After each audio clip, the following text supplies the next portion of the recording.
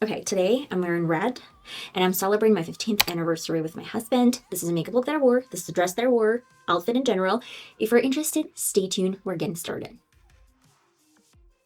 So if you're interested, you can always check out my Instagram to see a couple of glimpses of my anniversary. But I guess the funniest part was that we were going back and forth into different cafes and into like a festival, and it was pouring rain. I was wearing this beautiful red dress that I'm going to be showing you today, but it had a big issue and problem. Rainy weather conditions, meddling into this kind of problem over and over again. So yeah, that was a big problem. But overall, that was great. I'm gonna grab this beige color and I want to place it over my lid. It feels like it's not organic or natural or authentic. I mean, it's really pretty, but every single time I look in the mirror and I see my hand, I'm like, who is this? Whose hand it is? But it's not permanent. It's gonna be off in a week, I'd say, maybe in a couple of days. I'm gonna get started from the outer corner and I want to create a thick line. You need to curve this a little bit and go back like this. I'm gonna perfect my line a little bit later. Right now we need a really beautiful and thick line. To the shades that I'm gonna be implementing in this routine, I need something chocolatey, really warm brown color, and that's going to be from the H palette. I need this color and I'm going to place it on top of my liner, make it look as smoky as possible. By the way, I've been doing lots of different makeup looks since I'd say my 10th anniversary. 9th. I don't even remember when I started filming myself. I got married in 2019. And no, I don't have problems with math for now. We started dating when I was 16, almost 17, like 16 and a half.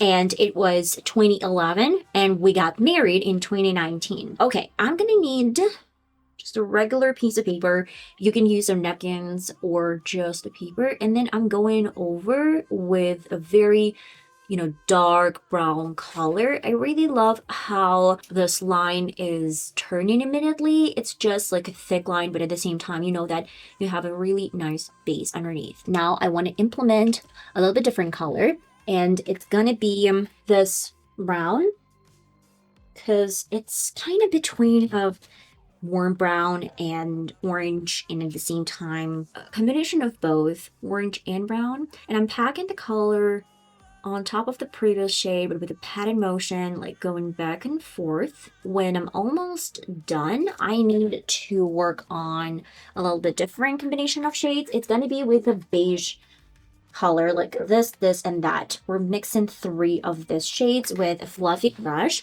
and you don't really need to cover anything.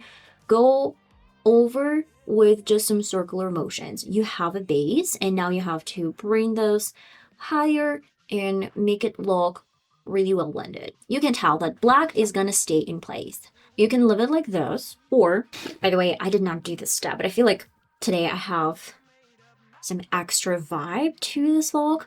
I'm gonna add a couple of glitter spots in the outer corner. And finally, I'm gonna coat lashes with mascara. I don't want to do anything glittery right now. I want to keep it matte for a reason of gems. I'm going to use some red gems in the corner of my eye, and that is the main reason why I need to calm down this shade. So I'm going to do a dot right here, probably a little bit more here on top of my brow bone.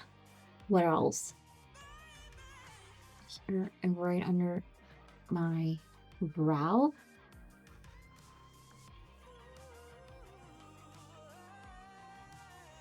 Okay, I need to make it look really bright and pretty with red lipstick and a brown lip pencil around my lip.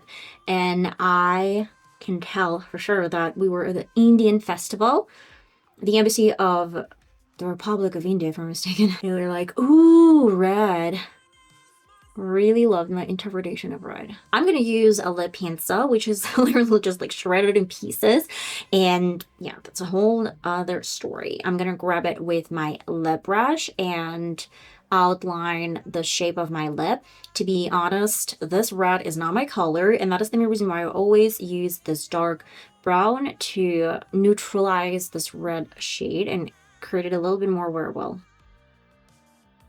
Let me show you guys what I wore for my 15th anniversary. My husband, this Saturday, I wore this really cute red dress. I'm going to put this on, and on top, I have my favorite blazer. This is my mom's vintage blazer, and I paired this together. It looked really good. Let me show you. Let's get on some rings and long, beautiful earrings. I really love how they pair with the dress. I wore a little bit different shoes with this dress because I had to walk a lot. But if you're not in a hurry, you can wear something a little bit with a different heel. I love these shoes, but this part, I can't wear it for so long. It gets super uncomfortable. This is a piece, a blazer on top. That's pretty cold. I mean, yeah, a little bit cold. And finally, I had my bag. This is the vintage bag that I got from Episode in Paris. And this was the look. I'm obsessed with this look. It just was really cool. I had a little bit different hairstyle and I had different shoes, but the rest of the look remained the same. What do we think, guys?